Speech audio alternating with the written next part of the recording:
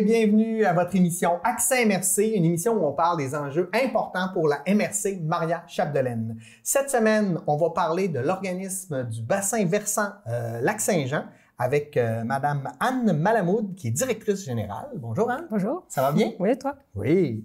Anne, avant qu'on commence à parler de l'organisme du bassin versant Lac-Saint-Jean, c'est qui Anne Malamoud? Tu sais quoi ton parcours avant d'arriver pour travailler, pour devenir directrice générale de l'OBV? Moi, je suis originaire de France, comme mon accent peut le laisser penser. Puis j'ai fait des études en biologie à l'université à Paris.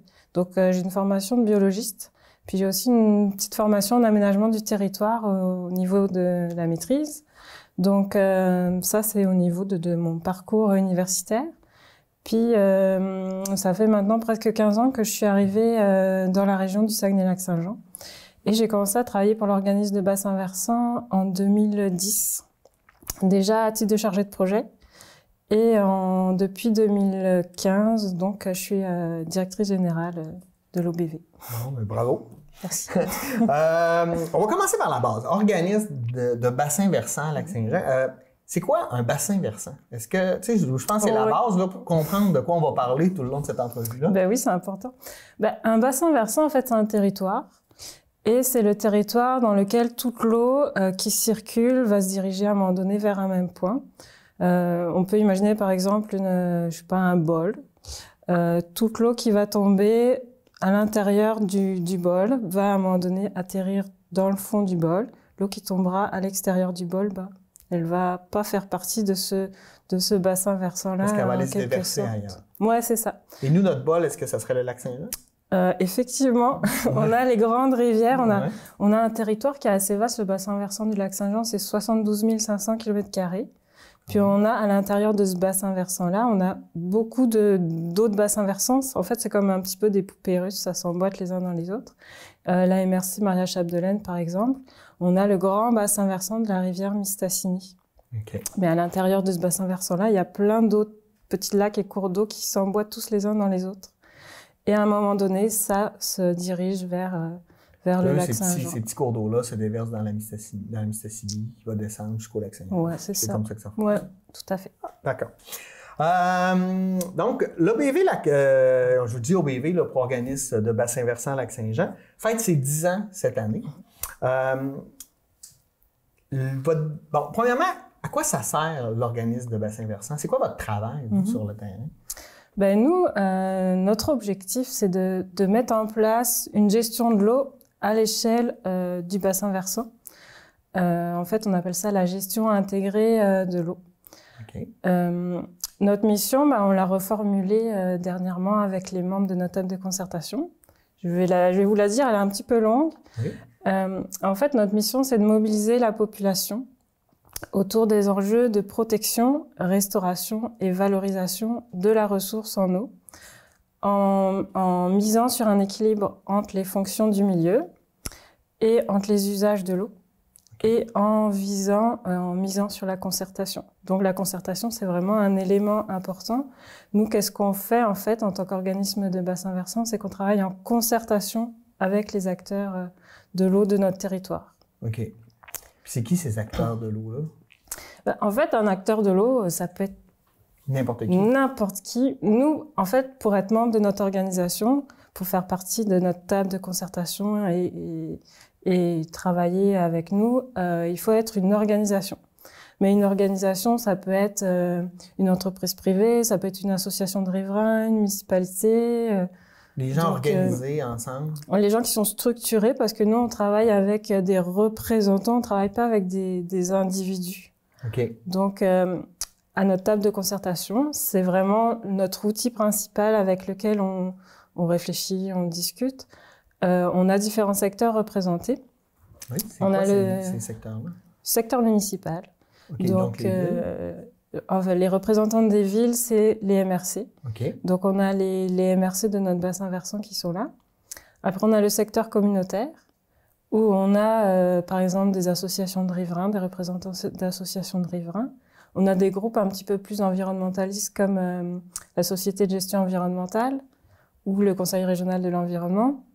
On a aussi des comités de bassin versant. qui sont là, qui travaillent, eux, plus sur le terrain. Peut-être on pourra en parler un petit peu tout à l'heure. Et on a également tout le secteur économique. Avec là, on a des grosses entreprises comme Produits Forestiers Résolus, Rio Tinto, qui est là aussi, des représentants des producteurs agricoles, des représentants du tourisme, de l'industrie. Ça touche tout le monde. Ouais, ça touche tout le monde parce que tout le monde est concerné par la ressource en eau finalement. Ouais. Donc c'est vraiment toutes les organisations qui ont soit un intérêt particulier dans l'eau ou des responsabilités par rapport à l'eau ou dont les activités peuvent avoir un impact sur l'eau. D'accord. Ou pour qui les décisions qu'on va prendre autour de la table vont avoir des répercussions sur leurs activités finalement. Ah, d'accord. Tu nous as parlé de la mission, mais vous avez des mandats aussi en lien avec cette mission-là? C'est quoi les mandats spécifiques que vous développez? Ben, en fait, je vais peut-être mettre en contexte un petit peu c'est quoi, d'où viennent nos mandats. Donc nous, on a été créé il y a 10 ans, suite à l'adoption de la loi sur l'eau par le gouvernement du Québec. Donc en fait, la création des organismes de bassins versants est vraiment inscrite dans une loi. En 2009, le gouvernement a reconnu le caractère collectif de la ressource en eau, donc a mis l'accent sur le fait que c'est une ressource collective qui nous appartient à tous, mais c'est aussi une ressource, malgré qu'elle soit assez abondante au Québec, c'est assez exceptionnel d'ailleurs. Oui. C'est une ressource qui est essentielle à la vie, mais qui est aussi vulnérable. Donc c'est important de mettre en place des mécanismes pour nous assurer qu'on va la protéger, qu'on va la maintenir, et aussi pour les générations futures. Donc il y a la notion de développement durable qui s'inscrit là-dedans. Et le moyen que le gouvernement a choisi pour protéger cette ressource, c'est de mettre en place les organismes de bassins versants. Okay. Donc il y en a 40, on peut les voir ici. On va les montrer. Il y a 40 organismes de bassins versants au Québec. Et on voit le nôtre, qui est un des plus grands. On a chacun une zone de gestion, mais on a tous les mêmes mandats. D'accord.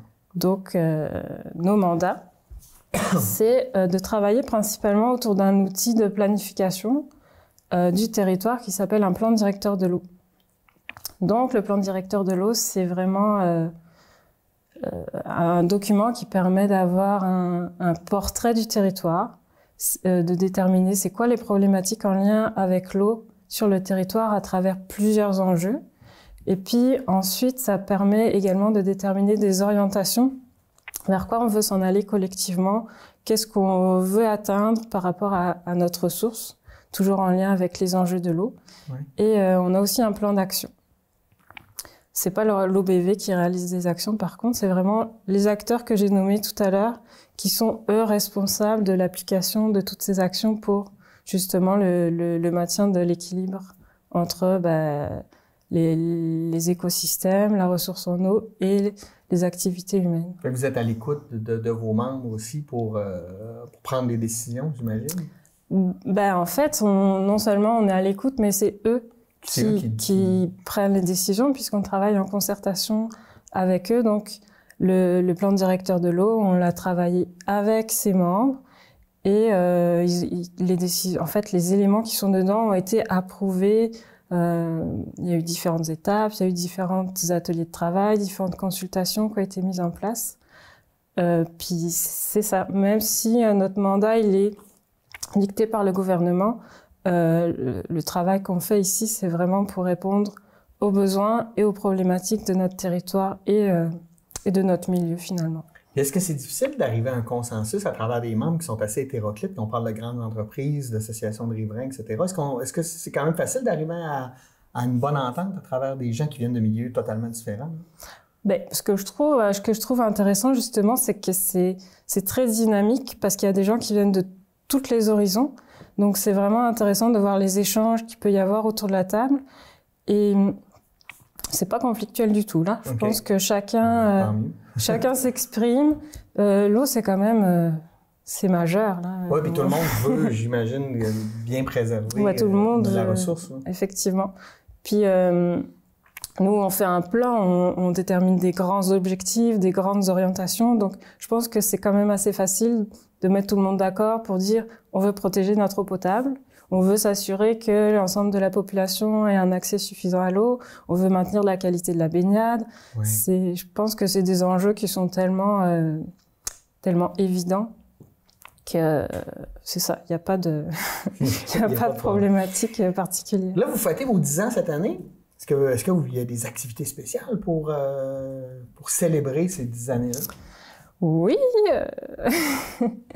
Il y a des activités spéciales. Déjà, on a voulu à la fin du mois d'août un peu remercier l'ensemble des acteurs qui avaient travaillé avec nous pour les 10 premières années d'existence. Donc, on a organisé une après-midi un petit peu festive. Puis, on a aussi à cette occasion remis un prix. Okay. On a remis le prix Acteur de l'eau remarquable. En fait, c'était la première fois, que c'était donné. Qu'on remettait ce prix. C'était quoi les critères que vous aviez pour décider qui allait l'emporter? Les critères, c'était assez large, je dirais. L'objectif de ce prix, c'est vraiment de reconnaître l'implication soit d'un individu, soit d'une organisation, son implication pour la ressource en eau, par la réalisation d'actions qui ont été marquantes et puis qui ont permis de faire avancer finalement la gestion intégrée de l'eau sur le bassin versant. Okay. Donc là, on a décidé de remettre le prix à Madame Aline Gagnon, qui a été présidente de l'organisme de bassin versant pendant de nombreuses années. En fait, c'est même elle qui a participé à la création de notre organisation. C'est une bâtisseuse. Oui. C'est une bâtisseuse, puis on a vraiment reconnu ses qualités d'entrepreneuse, de rassembleuse, enfin, elle a mené des projets, elle a été très, très dynamique.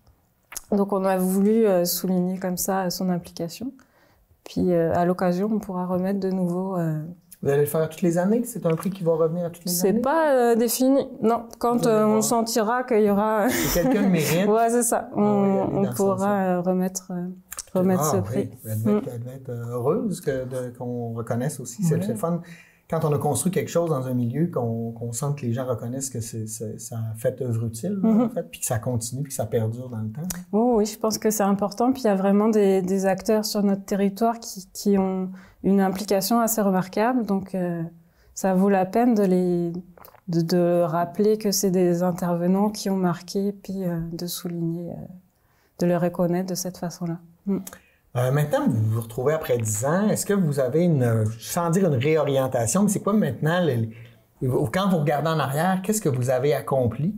Puis, à court, moyen et long terme, qu'est-ce que vous avez le goût d'entreprendre ou vers où vous en allez? Il y a différentes choses. D'abord, le gouvernement nous a donné des nouveaux livrables à remettre. Donc, des nouveaux livrables. C'est quoi? C'est des exigences. Ah, OK. Des nouveaux livrables. Mais il y en a un qui va nous amener à travailler un petit peu différemment que ce qu'on a fait jusqu'à présent.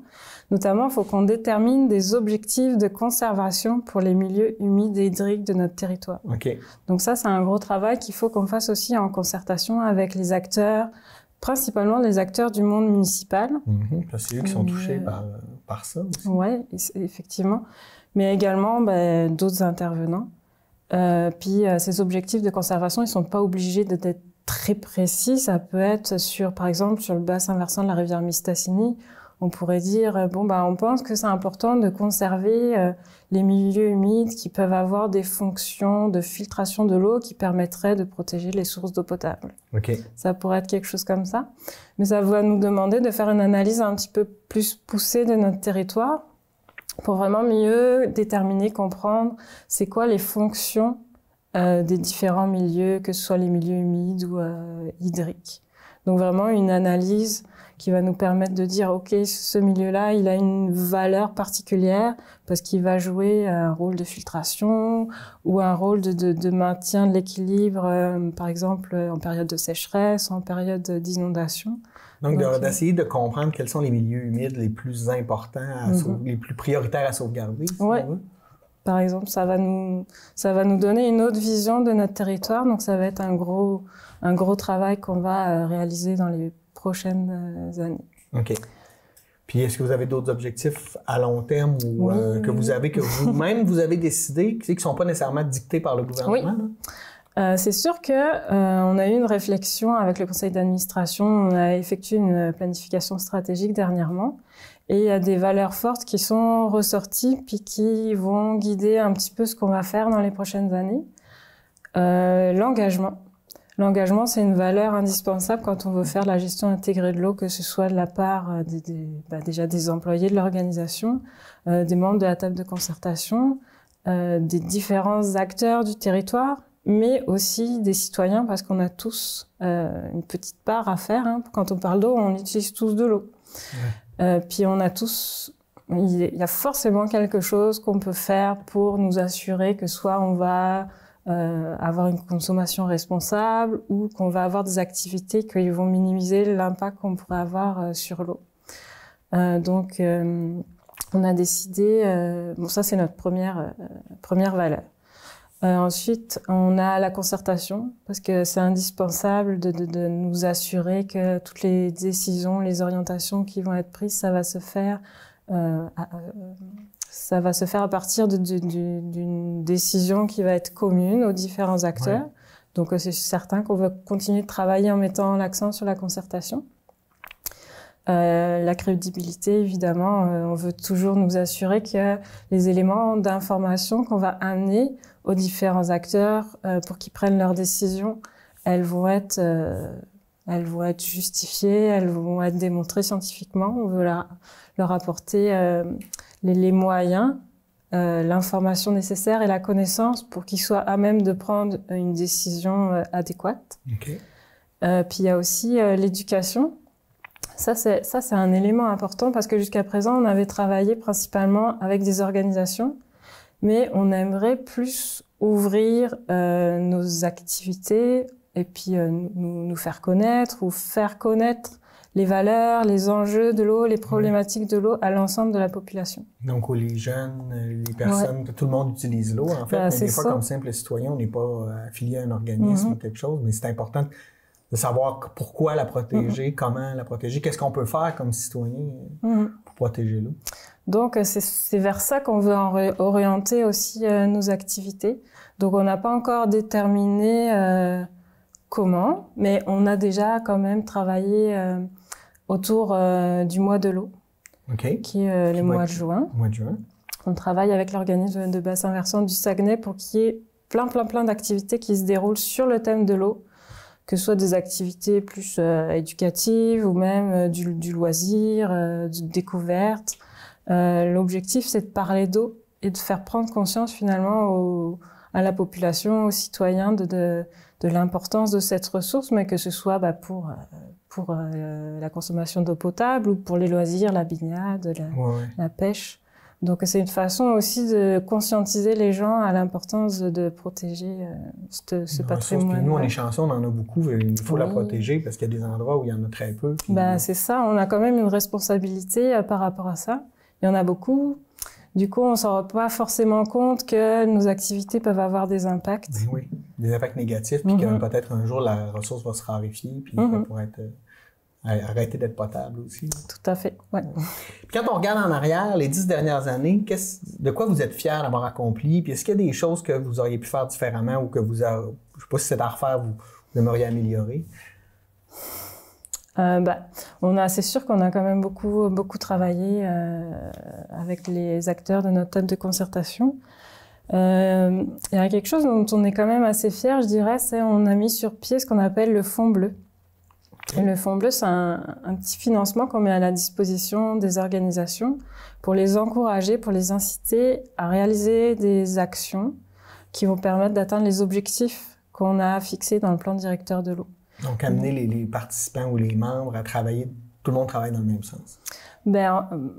Oui, c'est vrai, c'est ça, c'est pour répondre aux objectifs, mais ça permet par exemple à, je sais pas, une petite association de riverains qui veut sensibiliser ses membres ou faire une petite activité de plantation de bancs de riveraines ou organiser des conférences. Ça permet vraiment de servir de levier, que ce soit une association de riverains ou à une autre organisation, un comité de bassin versant. Ça permet vraiment de servir de levier pour aller plus loin puis réaliser des actions concrètes pour améliorer la qualité de l'eau, par exemple. Wow! C'est toute qu'une gestion parce que en plus qu'il y a des acteurs qui viennent de partout, vous devez mettre tout ça ensemble et arriver en tout cas, arriver à gérer ça là, de manière, je dirais, réaliste, mais en même temps en respectant vos objectifs et vos mandats. Là. Oui, mais il y a déjà beaucoup d'acteurs qui sont très très dynamiques, puis qui sont vraiment conscients de l'importance de réaliser des interventions, puis qui sont déjà mobilisés. Vous servez comme de canaliseur ou d'organisation centrale pour gérer tout ça? Bah, ça pourrait être éventuellement, oui, notre fonction selon, mais en fait, c'est très diversifié. Il y a des organisations qu'on va beaucoup accompagner. Il y en a d'autres qui sont très autonomes, mais avec qui on collabore quand même aussi. En fait, on s'adapte vraiment aux réalités de chacun. Donc, il y a des comités de bassin versant qui fonctionnent très bien tout seuls. Nous, à l'occasion, on va leur apporter du financement ou on va collaborer sur des projets selon les besoins. Puis, il y a d'autres organisations qui ont besoin de beaucoup plus que ça. Donc, nous, on s'adapte vraiment. Oh oui, on est là pour accompagner, pour qu'on se dirige tous vers la même... Si, je sais pas, moi, je suis un citoyen et je sais pas, moi, j'ai une problématique en lien avec l'eau. Est-ce que je peux quand même si je suis pas un organisme, aller vous voir, vous appeler, prendre l'information, voir à qui je pourrais aller voir ou quel organisme je pourrais joindre pour travailler, pour préserver l'eau? Oui, c'est certain que vous pouvez nous appeler. Puis nous, on va prendre l'information, on va essayer de comprendre de quoi il s'agit. Si c'est une problématique, on va essayer de comprendre qu'est-ce que c'est cette problématique, quelle est la cause. Puis on va orienter selon les cas. Là, ça peut être quelque chose qui pourrait se régler avec la municipalité. Donc à ce moment-là, on va prendre contact avec la municipalité et mettre les différents intervenants en lien. Où faudrait une intervention plus importante. Mais c'est sûr que c'est ça aussi un des mandats qu'on s'est donné, c'est de pouvoir référencer les bonnes personnes. Oui. Finalement, d'être présent pour dire, OK, là, tu as tel type de problématique, qui est-ce qui pourra t'aider ou qu'est-ce qui pourra t'accompagner? Faire aller votre réseau de contacts ou de membres pour être capable de jumeler les gens aux bonnes personnes qui peuvent les aider. Tout à fait. Puis si vraiment c'est plus complexe, il y a besoin d'asseoir ensemble différents intervenants du territoire, nous, on peut le faire aussi. Okay. Donc, on peut organiser des rencontres, on s'assoit tous ensemble, on discute, on essaye de trouver des solutions. Finalement, c'est aussi la concertation, mais à plus petite échelle que notre vaste territoire. Oui, c'est ça. Vous ne travaillez pas juste en gros groupe, on peut y aller en partie. Quand on parle de gestion, tu as dit gestion intégrée de l'eau. Qu'est-ce que ça veut dire exactement? Qu'est-ce que ça veut dire? C'est là que je vais sortir mon schéma. Oui, parfait. En fait, on dit intégrer, c'est parce qu'on va considérer les différentes activités humaines sur le territoire et les différents usages. Quand on regarde un bassin versant, ça c'est un schéma de bassin versant. On a l'amont et puis on a l'aval. Puis de l'amont à l'aval, il y a différentes activités humaines qui peuvent avoir soit un impact sur l'eau, soit qui vont être un usage de l'eau. Par exemple, là, sur ce schéma, on peut voir qu'il y a des activités forestières. Il y a des coupes. Ça implique notamment la construction de chemins, l'installation de ponceaux. Tout ça, c'est des activités qui peuvent avoir un impact sur la qualité de l'eau. Oui, clairement. Par exemple, en libérant des sédiments, ça peut apporter des matières en suspension dans l'eau. Donc on imagine toujours, comme j'expliquais tout à l'heure avec le système des poupées russes, imaginons un petit bassin versant forestier, les activités vont avoir un impact sur l'eau, donc ensuite de ça, le cours d'eau, lui, va se jeter dans un cours d'eau un petit peu plus grand. Et puis peut-être que dans ce bassin versant-là, il y aura d'autres activités humaines comme de l'agriculture.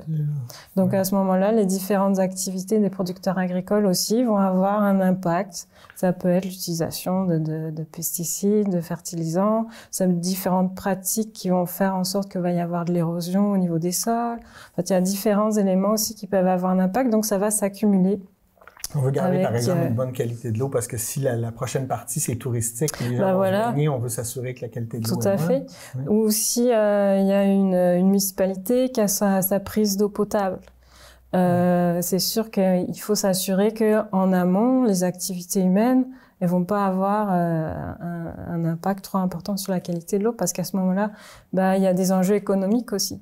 Si la municipalité est obligée d'investir énormément pour pouvoir traiter son eau avant de la distribuer à la population, on a sûrement, c'est sûrement plus intéressant d'aller nous assurer qu'on va mettre en place des pratiques qui vont faire en sorte qu'on va avoir des activités qui auront un moindre impact sur la qualité de l'eau.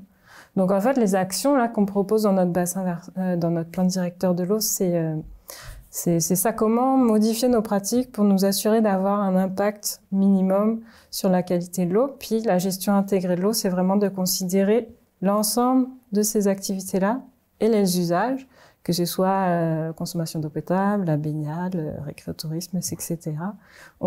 C'est pour ça qu'on assoit tout le monde ensemble, parce qu'on veut s'assurer qu'on maintient autant les activités économiques puis qu'on a toute l'information aussi, qui nous manque pas de... Ouais, c'est ça. Il faut vraiment dresser un portrait complet du territoire pour savoir qu'est-ce qui se passe, quelles sont les activités qui potentiellement peuvent avoir un impact, puis les différentes activités aussi qui utilisent la ressource en eau. Hey, merci beaucoup, Anne Malamoud. C'est déjà terminé, ça passe vite. Oui. Si on veut, par exemple, vous rejoindre, on a besoin d'informations, on veut s'informer, c'est quoi la manière la plus simple pour vous rejoindre? Vous pouvez nous appeler. Oui. Au 581-719-1212.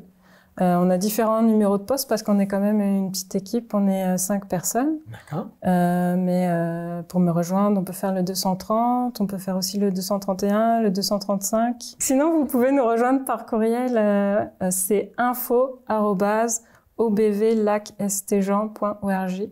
Simplement, vous allez sur Internet, on a une page Facebook, on a un site web, vous allez nous trouver. Merci, c'était très éclairant pour quelque chose que moi, en tout cas, j'avais une idée, là, mais je connaissais vraiment pas ça autant. Puis je suis heureux de voir que c'est bien géré par chez nous, qu'il y a des gens qui s'occupent de ça. Non, mais c'est vrai que des fois, on pense pas à ça tout seul dans son coin, mais qu'il y a des gens qui s'occupent de ça. Donc, merci beaucoup, Anne Malamoud, directrice générale de l'organisme des bassins versants Lac-Saint-Jean. Merci à vous d'avoir été des nôtres. Nous, on se dit à la semaine prochaine pour une nouvelle édition d'Accès MRC. Bonne semaine!